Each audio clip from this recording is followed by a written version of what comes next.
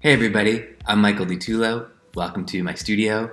Today we're going to be talking about line weight. So the topic of line weights has come up again and again in the comment sections of my videos. And I get it, when you see a really finished sketch with a lot of dynamic line weight, it can be really confusing. Why are certain line weights where they are? Why are certain lines darker? Why are certain lines lighter? What makes it right? So today I'm going to show you two rules and two different techniques for placing the right line weight in the right place in your sketches. All right, let's get into it. The first thing I want to show you guys are the two different techniques that I use to get line weight. So the first technique that I use is pressure. So by varying the pressure on the implement that I'm using, I can get different line weights, right? So if I go, obviously I'm using a ballpoint pen here, and I can go very light, can make it as light as I can go, and then if I press a little bit harder, I can get thicker and darker lines, right? So it pays to practice these things before you sketch so you know exactly what you're doing and you can control what line weight you want to put where. The second technique seems pretty obvious, but the second technique is varying your tool. So if I'm using this ballpoint, it's only so thick this line's gonna go. But if I introduce a different tool, so here's as dark as I can get with that, I could go to a different pen and get a slightly bolder line. You come in here with a Sharpie and get something even bolder, right? So now I'm really controlling my line weight just by varying my tool. What if I come in with something like this, right? Well, you'd say like, I can only get one line weight out of this, but you'd be wrong, right? I could come in like this, just get that edge. I can get this edge, and I can get this edge. So by knowing my tools, I can get all different line weights. And by controlling my pressure, I can get all different line weights. And it's important to understand what you can get out of what tools before you start a sketch. Even with something like a Sharpie, which you can see by varying my pressure, look how light of a line I can get with something as bold as a Sharpie. Right, so those are the two techniques that I use. Help if I could spell. Now let's talk about the two rules that I use. So the two rules that I use are basically lines that are lower down on the object, closer to the ground or along the ground should be thicker, and lines that represent areas of the drawing where you could reach around something, where you basically get your hands underneath something, should be darker. So what does that mean? Let's take a look. So I've prepared this simple cube drawing. So it's correct, right? This drawing is accurately depicts a cube, but it's not the most dynamic sketch in the world. So I drew this sketch with this ballpoint pen, and I could get maybe a little bit thicker line weight here if I pressed a little bit harder. So again, using the two rules that I just told you, darkening up the lines along the ground plane, and then along the outer edge, because basically in this simple drawing, these 1, 2, 3, 4, 5, 6 lines represent all areas I could conceptually put my hands around. These 3 lines are edges that are facing us. I can't get my hand around those lines. I can't go behind this. So those lines are going to remain light. Does that make sense so far?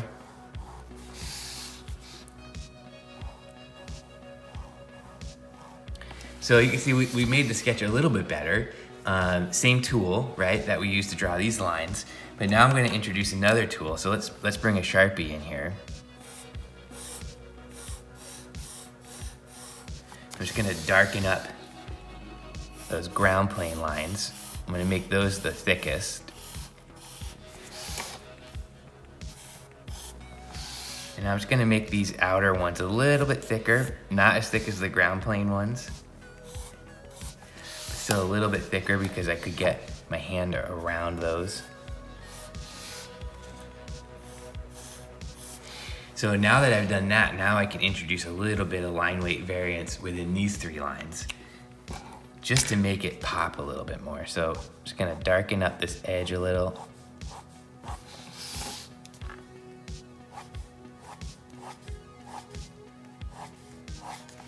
And now using my very light pressure, I'm gonna introduce a little bit of hatching here. Very light, I'm gonna get lighter and lighter. And see, by doing that, I'm actually making a little bit of a gradient.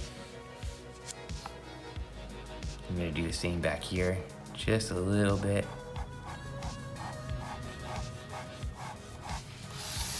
And a little bit on this edge.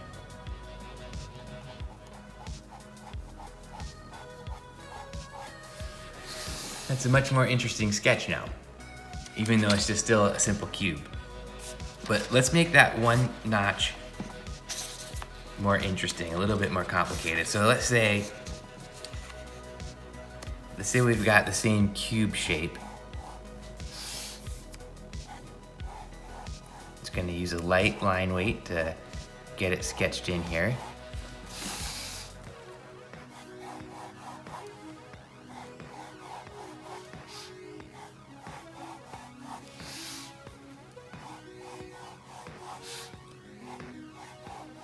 So we've got our cube, but now let's say we want to push this surface back. So I'm gonna actually make another square on this face.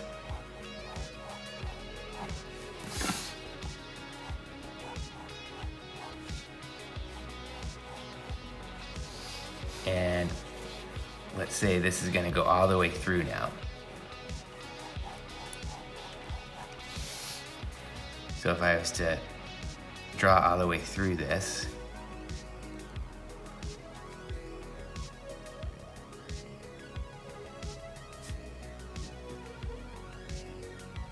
we'd have something like this.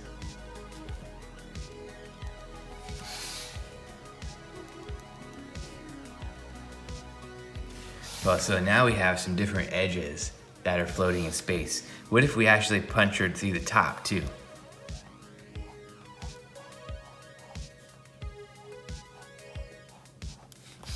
So I'm going to inscribe another square on the top here. And now this line's gonna come down, but see, this is gonna be coming back like this, right? So this is actually gonna go like this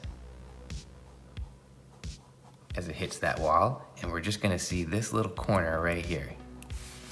All right, so we've got our sketch in. How do we make it more dynamic with line weight? So we already know that we want to make this bottom punched out a little bit by making that the darkest line, right? And we already know we want to make these outer edges a little darker.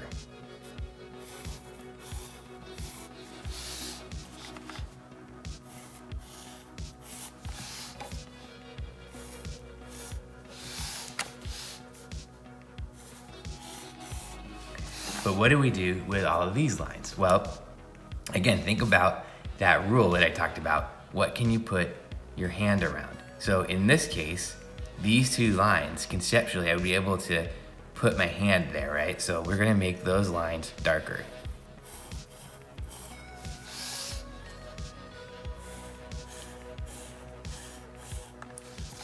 Now this line, and this line, and this line, those are edges. I can't put my hand behind them. I could put my hand behind here and here, but not here. So those I'm gonna leave light. Same up here. So here I'd be able to put this pin right through there. So this line and this line would be dark again.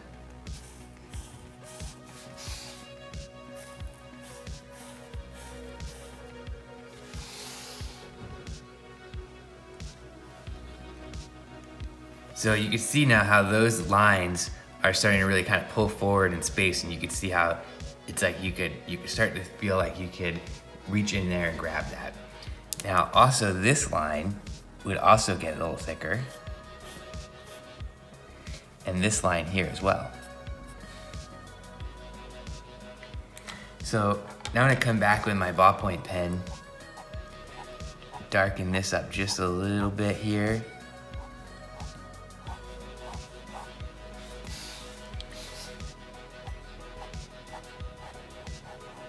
Because with line weight, you know, you also have variance within a line, right? It's not just the difference between this line and this line, but also going from light to dark.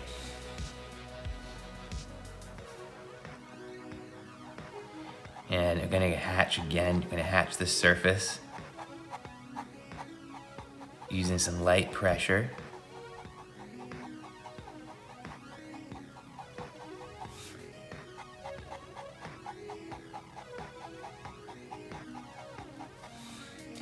So you see how, because this face is facing this way, I'm showing that this face is in shadow. I'm differentiating it from these faces here. Same with this face is facing the same way as this face, so I'm going to put that in shadow as well.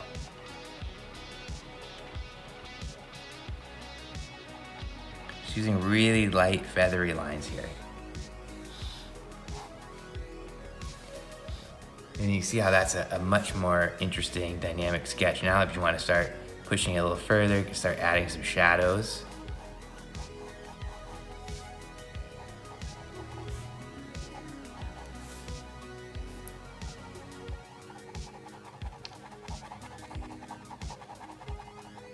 Now we're really starting to get a sense of what's going on in that sketch.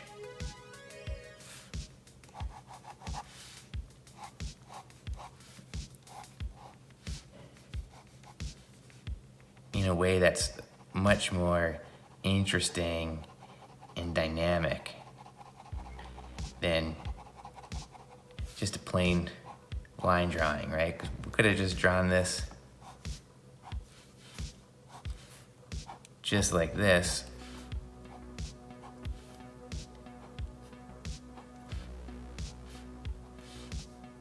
And it just wouldn't quite be the same.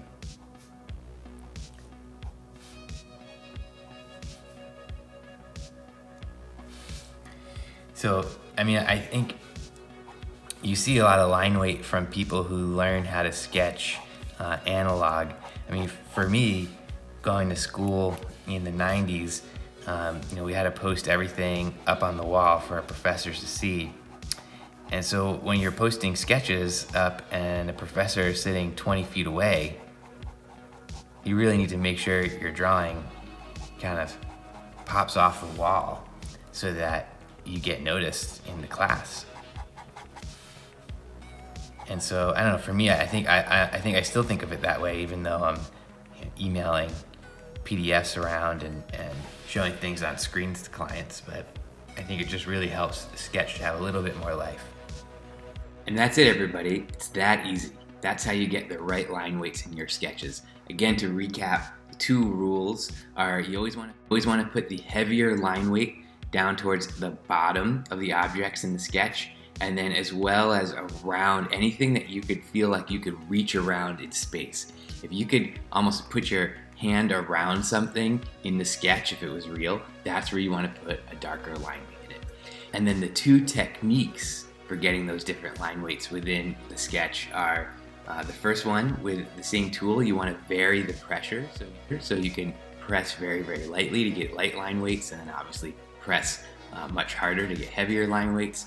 But two, you can alternate the tools. So going to a writing implement that has a thinner nib or a thicker nib, obviously is going to automatically force you to get those thinner and thicker line weights. So I use both those two rules and both those two techniques in pretty much every single sketch that I do. So try these. Tell me, how did they work for you? Let me know down in the comments. What other topics or suggestions do you have?